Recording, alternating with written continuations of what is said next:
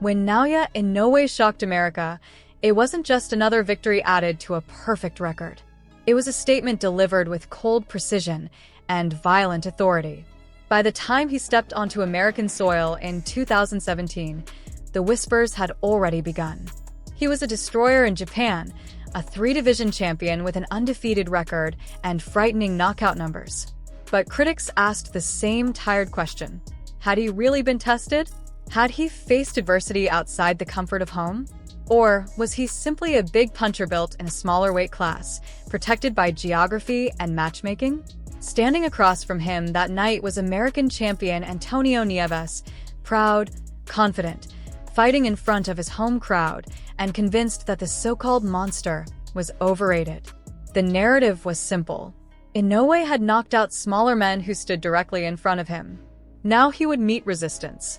Now he would feel American grit. The moment the bell rang, that storyline began to crumble. Inoue did not rush. He stalked. His jab, sharp and disciplined, split the air with a sound that echoed through the arena. Compubox numbers had already shown he threw more jabs than almost anyone in the sport, second only to Gennady Golovkin in volume among elite fighters. But statistics never capture the menace behind the motion. Each jab wasn't just range-finding. It was a warning shot, a prelude to violence. By the fourth round, Nieves was no longer fighting with arrogance. He was surviving. Inoue's classic 1-2 snapped his head back repeatedly, and when the Japanese champion unfurled that left hook to the body, the mood shifted from competitive to cruel. Body shots in boxing are different. They do not produce dramatic facial expressions or highlight real knockdowns at first. They steal breath. They numb legs. They create quiet panic. Inoue knew this. He dug that left hook into Nieves' ribs again and again, each thud echoing like a sledgehammer against concrete. Round 5 became a masterclass in systematic destruction. Inoue pinned Nieves against the ropes and went downstairs with ruthless focus. Left hook to the body. Reset. Another left hook. The American's guard rose to protect his head, but the body cannot run. It cannot slip away. It absorbs. And it breaks. By the 6th round, Nieves' movement had slowed to a desperate shuffle. His corner understood what the crowd was only beginning to realize. This was not a competitive fight. This was a demonstration. When the bell rang to end the 6th, Nieves' corner made the only humane decision available. They stopped it. The monster had arrived in America, and he had done so with clinical brutality. The critics fell silent. The questions faded. Inoue was no longer a regional star. He was a global threat. Years later, the doubts resurfaced in a new form. After becoming undisputed at bantamweight, Inoue moved up again. At 122 pounds stood Stephen Fulton, an undefeated, slick American technician who believed intelligence and movement would neutralize power. Fulton had advantages in reach and natural size.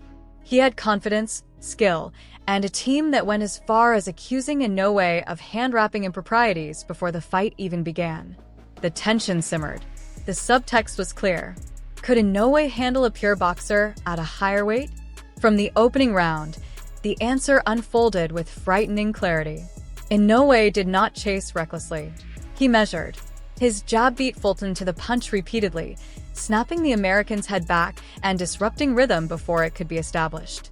Fulton tried to circle, tried to box on his toes, but Inoue's speed closed distance like a striking viper. The gap between them seemed to disappear in an instant whenever Inoue decided to engage. By the middle rounds, Fulton's confidence began to erode. His jab slowed. His combinations hesitated. Every time he threw, something sharper came back. Inoue mixed levels with chilling intelligence, stabbing the body before bringing right hands over the top. The Tokyo crowd watched in respectful silence, but inside the ring, the violence was escalating. Then came the breakthrough. A crushing right hand detonated against Fulton's jaw, and suddenly the slick technician was no longer moving freely. Inoue sensed the shift. He hunted with composure, cutting off the ring, unleashing combinations that were fast, accurate, and merciless. When Fulton hit the canvas, it felt inevitable. There was no controversy, no debate. Inoue had moved up in weight and dismantled a unified champion with authority. The monster was now undisputed in a second division, and the pound-for-pound discussions grew louder. But perhaps nothing encapsulated his aura more than the war against Rayon Cardenas at the T-Mobile Arena in May 2025. Cardenas was not expected to win. The betting odds were astronomical. Yet he carried a dangerous left hook and the belief that one perfect punch could shock the world. Early in the fight, Inoue controlled the pace with his jab, measuring distance and probing for openings. But in the second round, the unexpected happened. Inoue dropped his right hand after a combination, and Cardenas fired a sweeping left hook that crashed into his jaw. The arena gasped as Inoue hit the canvas. It was only the second knockdown of his career. For a brief moment, doubt flickered. Had the monster been cracked? He rose at 7. From that moment forward, something changed. Inoue's expression hardened. His discipline sharpened. He began applying the hit-and-don't-get-hit doctrine with surgical precision. He adjusted to the left hook, subtly pulling away from its arc, countering with right hands that found their mark with increasing frequency. Cardenas fought bravely, even defiantly, standing in front of punches that would have folded most contenders. But bravery alone cannot overcome levels. By the 6th round, Inoue's combinations flowed with destructive rhythm. He attacked head and body, mixing angles, sneaking right hands around a tight guard. In the 7th, he turned up the pressure, landing a right that visibly broke Cardenas' posture. The American tried to fire back, still hunting for that equalizer, but he was now fighting against a storm. Inoue unleashed a barrage of right hands that finally found the power button. Cardenas collapsed under the assault, saved briefly by the bell, but unable to withstand the renewed attack in the 8th. A precise flurry crushed him against the ropes, and the referee stepped in to end it.